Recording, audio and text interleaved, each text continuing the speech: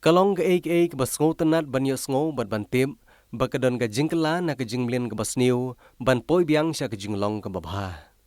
Kene ka khubor ka de belaja ha ka shnong bhoi rumbong lumdai khla ha ka ba wei rong ba abala tip kerteng kum uba sting ramshon uba judi ya ka kiat bian la bun snem menta henry ha kene ka singi ka ba menta ka arterik ubanai risau arhajar arpawei hadin balai karen yaslok bar yas nguthu jingmut bat kinong ilam shnong ulawan ban IT la de klem kano ke jingwan kem lane ke jingpen bor jongno lane ke jingsha berngem henry ke de ke mons ngubha jong ne orang ba hakbau lawan ra rukat to kene ke kiat ke bdangsa kebau klem pat la bandi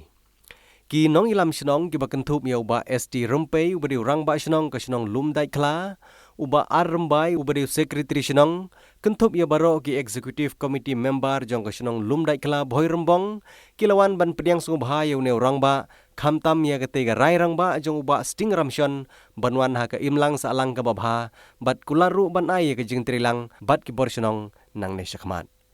lalu kita sering untuk juga mengenai proyek bukat di lembar senung di barat tersebut.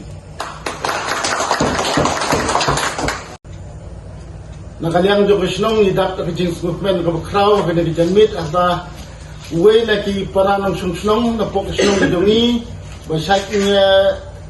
di dia soi ke kiat ke pok Krishnong ndrei menta da ke jing snow khia kumu nang sungsnong pok Krishnong dongi ba ilawan ya ke basa dia soi lawan serundar pok Krishnong ba ikular menteri rengkat ban penduk ya kena jing snow pok Krishnong